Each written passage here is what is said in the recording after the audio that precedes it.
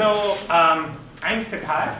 I am a PhD student in ecology at the University of Minnesota, and I have been living in St. Paul for the last 5 years.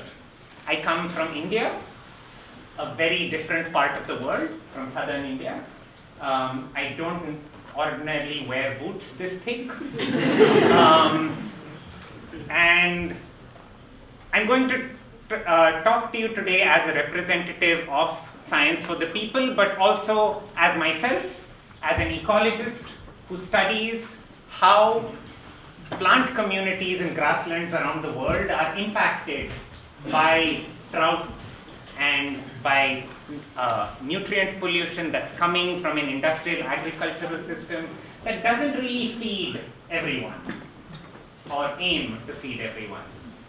So, first of all, as a movement, Science for the People, we came into this discussion around line 3 when Governor Walz said that he wants to look to the data and the science to make decisions around line 3.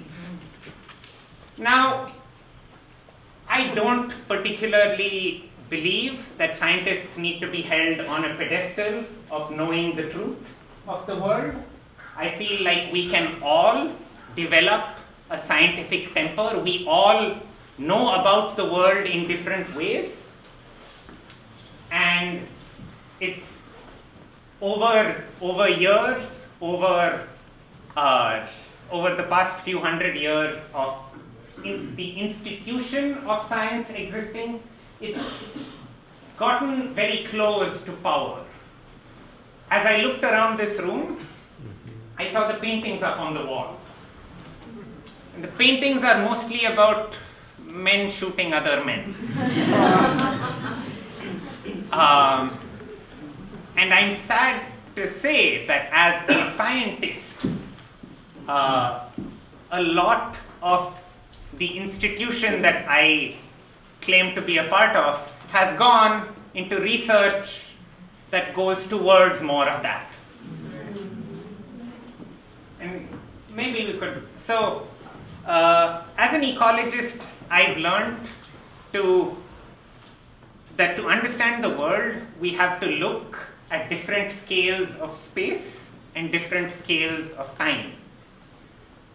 Line 3 is going to deeply impact tribal sovereignty, environmental justice, and the lands of this state, of this territory. But line 3 and the associated carbon dioxide that is emitted from from this fossil fuel dependent economy affects, I have worked near glaciers in the Himalayas that are very far from where they were 10 years ago.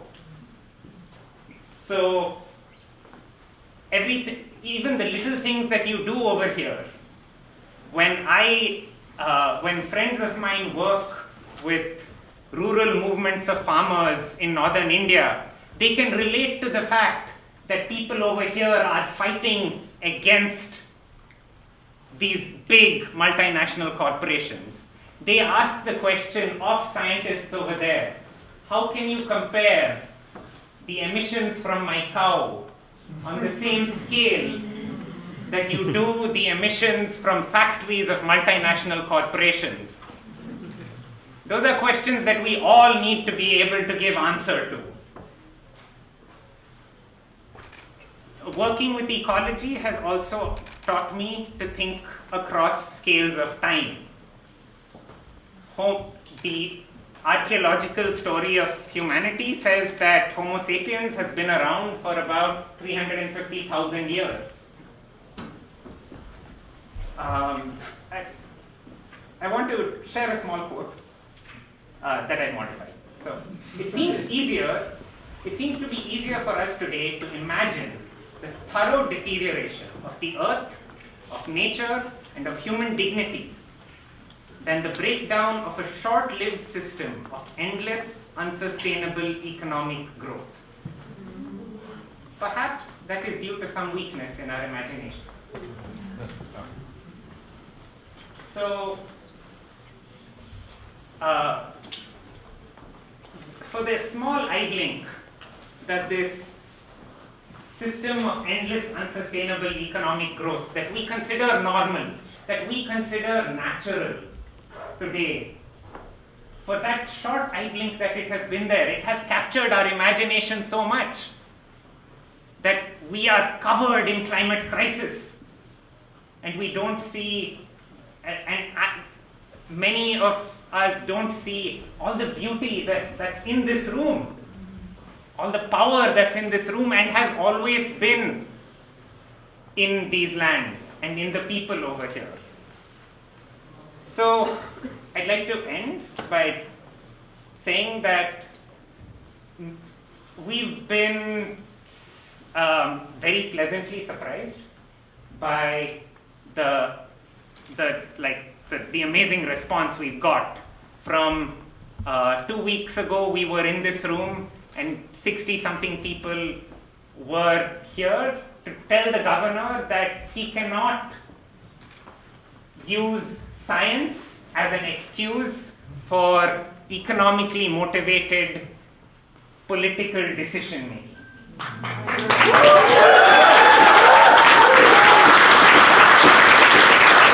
So we are here taking a stand in full recognition and acknowledgement of the leadership of frontline indigenous communities, of multiply marginalized folks who have time and again risen up against terrible structures of racism and exploitation and continue to lead in all of this.